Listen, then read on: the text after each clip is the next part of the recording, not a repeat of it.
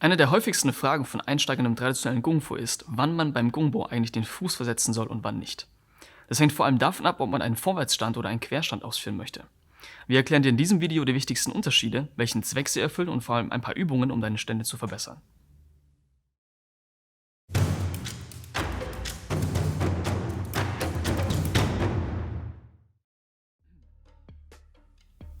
Hi, ich bin der Pascal von der Wushu Tai Chi Akademie aus Konstanz.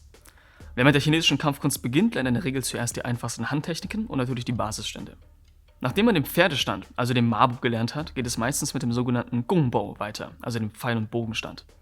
Beim Gongbo gibt es allerdings zwei wichtige Varianten, die man unbedingt unterscheiden muss. Das eine ist der Vorwärtsstand und das andere ist der Querstand. Der Vorwärtsstand ist der übliche Gongbo bzw. Zhigenma. Darüber haben wir ein ausführliches Video gemacht, welches du dir unbedingt anschauen solltest.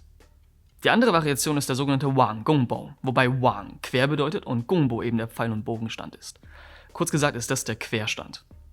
Um den Unterschied zu verdeutlichen, muss man sich vor allem die Hauptrichtung vor Augen halten. Je nachdem, in welche Richtung dein Schlag geht, muss sich deine Beinarbeit anpassen, damit deine Hüfte und der Oberkörper korrekt ausgerichtet sind. Wenn du im Vorwärtsstand einen Schlag ausführst, zeigt dein Stand in dieselbe Richtung wie dein Schlag. Um deinem Schlag mehr Kraft und Reichweite zu geben, musst du also vor allem deine Hüfte rotieren und zur Schlagrichtung ausrichten. Dafür musst du nämlich deine Fuß- um Schulterbreite versetzen. Erst dann hat die Hüfte genug Platz, um zu rotieren. Wenn du den Fuß nicht versetzt und Hüfte und Oberkörper direkt rotierst, verdrehst du deine Wirbelsäule. Außerdem hat dein Schlag weniger Kraft und weniger Reichweite. Im Gegensatz zum Vorwärtsstand stehst du mit dem Querstand 90 Grad zur Schlagrichtung. Dein Stand zeigt also nach rechts und links, während deine Hüfte, Oberkörper und Schlagrichtung nach vorne und hinten zeigen. Deine Füße bleiben hier auf derselben Stelle und rotieren nur auf dem Fußballen.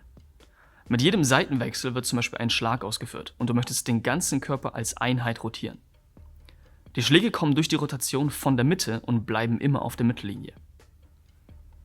Diese Übung heißt Sabzi-Bo-Fahrt und heißt so viel wie Kreuzschritt-Beinarbeit.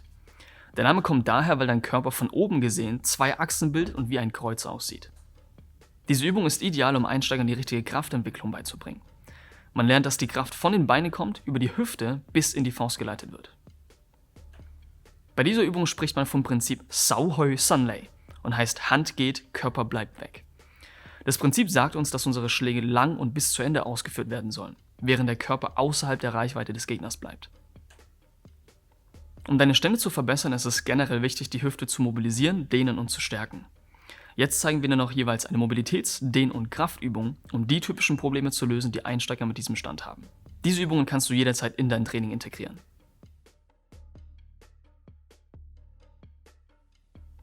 Für die Mobilitätsübung gehst du Stück für Stück in die Hocke. Geh nur so weit runter, dass die Fersen nicht vom Boden abheben und die Füße flach auf dem Boden bleiben. Bleibe immer in einer dynamischen Bewegung. Zur Hilfe kannst du dich gerne an etwas festhalten, damit du das Gleichgewicht nicht verlierst. Wenn du die Hocke tief halten kannst, stützt du dich hinten mit den Händen ab und versuchst abwechselnd ein Knie auf den Boden abzulegen.